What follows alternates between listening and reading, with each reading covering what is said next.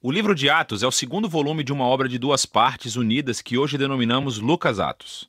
Foi escrito pelo mesmo autor, Lucas, que foi um colega de trabalho que viajava com Paulo.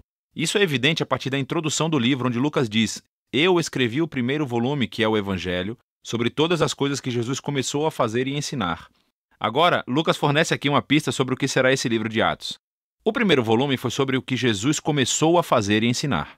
O segundo volume será sobre o que Jesus continuou a fazer e ensinar, o que leva a um ponto muito interessante sobre o nome tradicional, mas não original do livro: os Atos dos Apóstolos.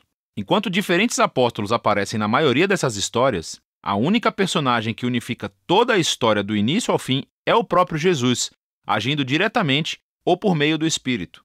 E assim, o livro teria sido mais preciso se tivesse sido nomeado Os Atos de Jesus e do Espírito Santo. A introdução do livro relata como Jesus, ressuscitado, passa 40 dias com os discípulos ensinando-lhes sobre o reino de Deus. E isso se conecta à história do Evangelho de Lucas, em que Jesus declarou que ele restauraria o reino de Deus sobre o mundo, começando com Israel. Então ele chamou Israel para viver sob o reino de Deus ao segui-lo. E ele foi coroado rei quando desistiu da sua vida, e depois venceu a morte com o seu amor. E assim começa o livro de Atos com o rei Jesus ressuscitado, ensinando os seus discípulos sobre a vida no seu reino. Então, ele promete que o Espírito virá em breve e eles serão imergidos na sua presença pessoal. E isso cumpre uma das principais esperanças dos profetas do Antigo Testamento: que no reino messiânico a presença de Deus, seu Espírito, viria e moraria entre o seu povo em um novo templo e transformaria os seus corações.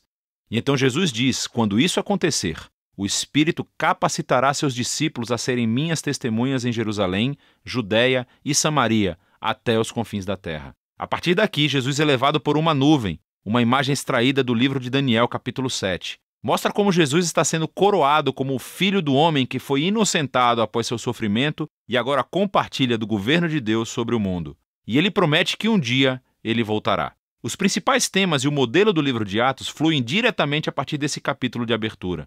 Essa é uma história sobre Jesus conduzindo o seu povo através do Espírito a irem pelo mundo inteiro, convidando todas as nações a viver sob seu reino.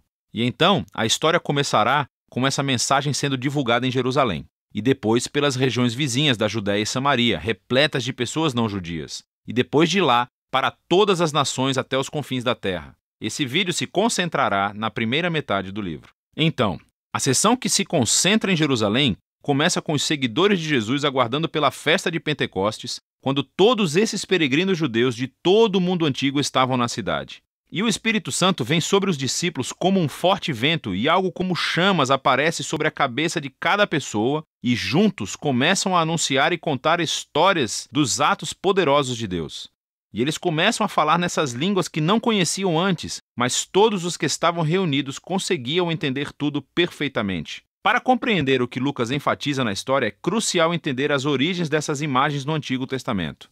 Então, primeiro, o vento e o fogo são uma alusão direta às histórias sobre a presença ardente e gloriosa de Deus enchendo o tabernáculo e o templo. E também está relacionado com as promessas proféticas de que Deus viria e viveria no novo templo do reino messiânico por meio do seu Espírito. Aqui em Atos, a presença ardente de Deus vem habitar no meio do seu povo, não em um edifício. Lucas está dizendo que o novo templo prometido pelos profetas é a nova aliança da família de Jesus, o povo de Jesus, o que se relaciona à segunda coisa que Lucas está tentando dizer aqui.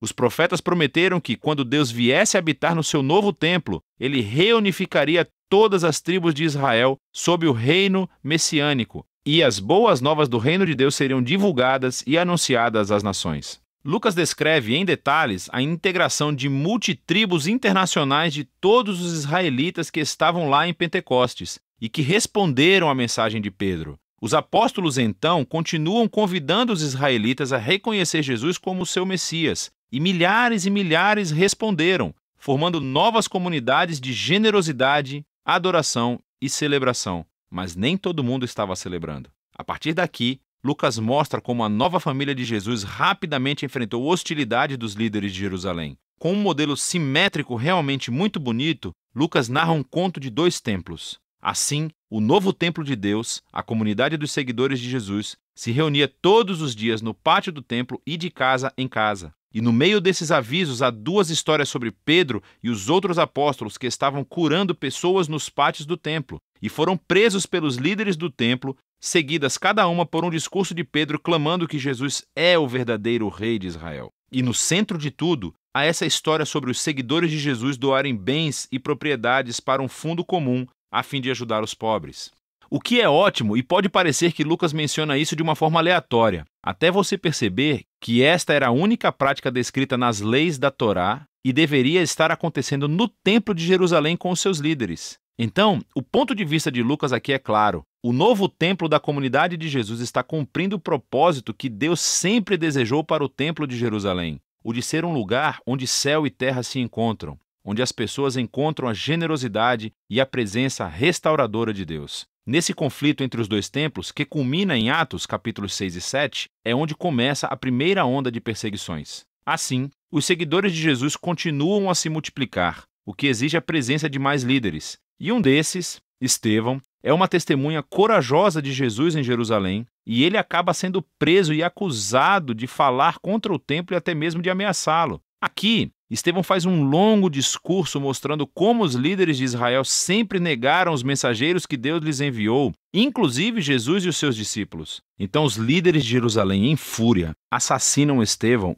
e iniciam uma onda de perseguições contra os seguidores de Jesus, o que expulsa a maioria deles da cidade. Contudo, isso tem um efeito paradoxal. Lucas mostra como essa estratégia, na verdade, se tornou um meio pelo qual o povo de Jesus agora é enviado à Judéia e Samaria. Nessa sessão, Lucas reúne um conjunto diversificado de histórias que mostram como a comunidade de Jesus, em sua maioria judaica e baseada em Jerusalém, tornou-se um movimento internacional e multiétnico. Então, primeiro vem a missão de Filipe em Samaria. É a terra dos inimigos odiados de Israel e muitos deles vêm a seguir Jesus.